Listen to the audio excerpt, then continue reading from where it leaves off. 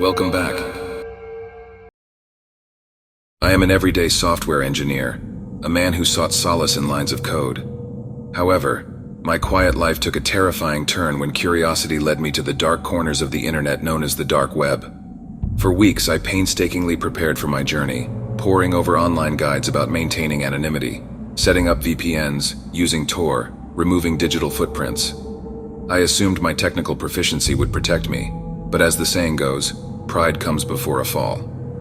I stumbled upon a live stream titled The Vanishing Lady. Curiosity piqued, I clicked on the link.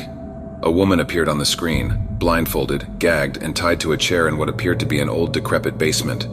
The chat section was buzzing with viewers placing bets on when she would vanish. When the countdown hit 0, the room was shrouded in darkness. When the lights returned, the woman came back on screen, eyes wide with terror. Some bets reset to 0 while others gained with an antique slot machine animation. I felt a knot of terror in my gut. 10, 9, 8. The countdown started again, but before it could reach 7, I tried closing the web page, but it would not close. A message popped up on my screen. "You shouldn't have done that," it read. 6, 5, 4. In terror, I unplugged my computer. In the silence that followed, I found myself trapped in a suffocating cocoon of dread. I knew I had to report this to the authorities, but I felt helpless. Who would believe this absurdity? As I expected, the local authorities shrugged off my encounter as a sick prank, or so they said. Weeks passed before I could muster up the courage to power up my computer again. The terror was still fresh in my mind, but the reassuring words of the police and the silent passing of days with no further incident began to restore my sense of security.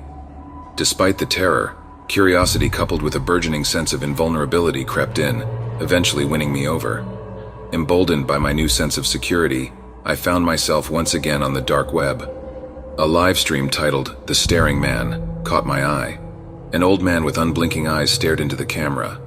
His unwavering gaze was eerie, almost hypnotic. He didn't blink, not even once. As hours turned into a work-fueled marathon, I kept the stream on. Something about the staring man became a strange, morbid background to my work.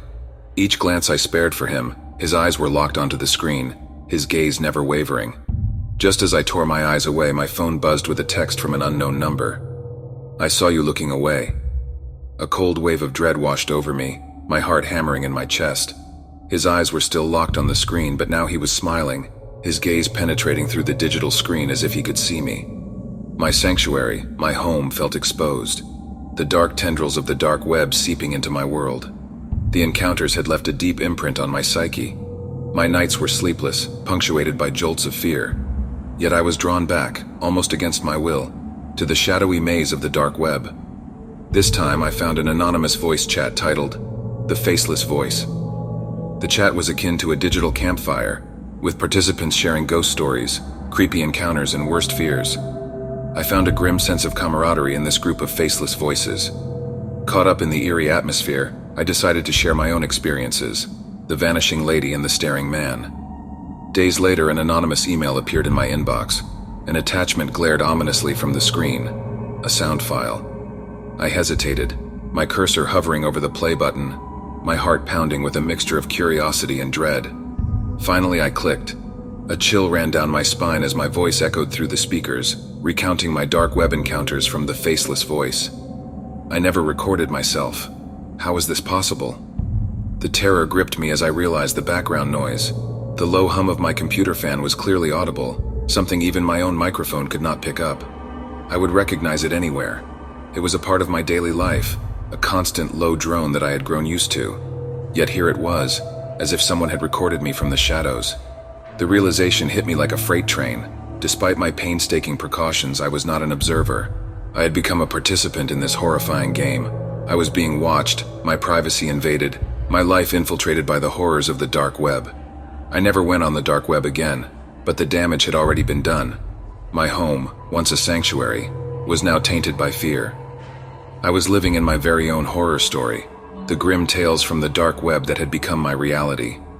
The memories lurk in the shadows, haunting my every waking moment, turning every click, every beep of my computer into a chilling reminder of the horrors that lurk just a click away. I'm Lucas, an IT professional by day, a digital wanderer by night. I've always had a curious nature, a thirst to uncover the truths hidden in the corners of the internet.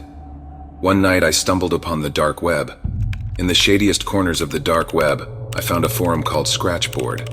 Users shared stories, experiences, sightings of inexplicable phenomena. One thread stood out titled, "The Whispering Shadows." The thread was filled with posts from users claiming they had started receiving whispered messages in their ears, even when alone, after reading a cursed poem shared on the forum. Most users brushed it off as a creepy hoax. Others shared their paranoia and fear. Out of curiosity, I read the poem. Nothing happened at first and I laughed it off. But the next night I heard them. Soft whispers, as if someone was murmuring in my ear. The more I tried to ignore them, the louder they got. The whispers didn't stop at night. They followed me into my waking hours. They were random, nonsensical, sometimes even soothing. But then they started getting personal. They knew things I'd never told anyone. My deepest secrets, my biggest regrets. And then they started predicting things. Little things at first, like a phone call or a chance encounter. It was as if they knew my every move, even before I did. I wanted it to stop. I went back to Scratchboard, back to the thread.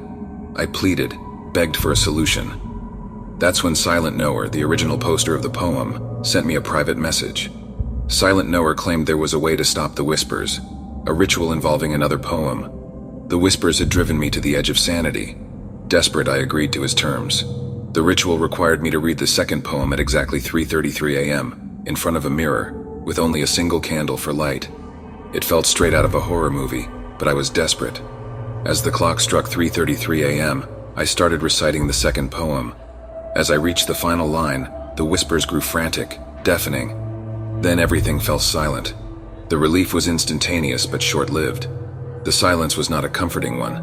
It was the silence before a storm, uneasy and charged. The whispers had stopped, but they were replaced by something worse. Scratches. I began hearing scratching sounds from inside the walls of my house. At first they were faint, barely noticeable, but with each passing day they grew louder, more persistent. I tried to find the source of the noise, even had my house inspected, but found nothing. The scratches seemed to originate from nowhere, yet they were everywhere. Every night the scratching grew louder, closer, almost as if something was trying to claw its way out from the walls. The fear was unbearable. I was no longer a spectator on the dark web. I was a participant in my own horror story.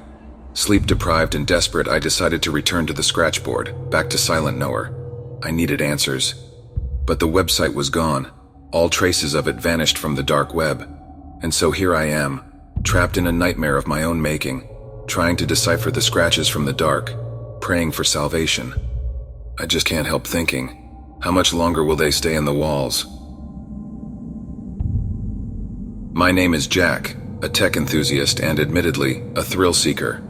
The deep, uncharted corners of the internet have always intrigued me. The dark web, the notorious underbelly of the internet, was an irresistible maze. Tonight I was going to traverse its labyrinthine corridors yet again, my adrenaline already pumping at the thought of the unpredictable mysteries that lay ahead. I fired up my outdated desktop, shielding my eyes as the ancient monitor flickered to life. The familiar Tor browser was open, ready to plunge me into the digital abyss. I started in a benign fashion, exploring the edge of the dark web, obscure book forums, whistleblower sites, some clandestine political discussions. It was when I veered into the murky shadows that I found it, a link labeled True Dark Web Horror Stories. A shiver ran down my spine. This was precisely the adrenaline-spiking thrill I was seeking. After ensuring my connection was secure and my identity masked, I clicked on the link. The screen turned black for a moment, then text began to load line by line, as if it were being typed out in real time. Each story told tales of chilling encounters, unexplainable phenomena, tales of the macabre that left me squirming in my chair. I drank them in greedily, my heart pounding, my spine tingling with cold dread. But the more I read, the more uneasy I felt. Something felt different, more tangible about these tales, as though they weren't just stories but confessions, accounts of actions done and witnessed. The most chilling tale was of a man named Jacob, an ordinary man living an ordinary life, until he stumbled upon a hidden feed on the dark web. It was a live stream, revealing multiple views of an eerily familiar home. It took him an agonizing minute to realize that he was staring at his own house, his own life, being broadcast to anonymous specters in the digital abyss. He described the chilling moment he discovered the first camera, cleverly hidden in the eye of his living room's portrait. How his hands trembled as he found the next one in his bedroom, cunningly nestled within the decorative lattice of his headboard, facing his bed. He felt his stomach churn as he discovered the last camera, in his bathroom, veiled by the darkness inside a ceiling vent. Each night he'd watch himself unknowingly performing mundane tasks on the live feed, his heart pounding in his chest. He lived in a ceaseless state of dread, unable to find the interloper but ever aware of his voyeuristic eyes. What perplexed and terrified him even more was that there were never signs of intrusion. His doors remained locked, windows undisturbed. It was as though the intruder was a ghost, slipping in and out of his life without disturbing the physical world, or perhaps they had never left, continually lurking unseen in the house's hidden corners. Jacob's story ended with him watching himself sleep on the live feed, the silence of the night occasionally broken by the soft, eerie creaks of his own house. He noted the uneasy feeling of being watched, of not being alone. His fate remained unknown, leaving a chilling ambiguity hanging in the digital air. Suddenly, my screen refreshed. New text began loading.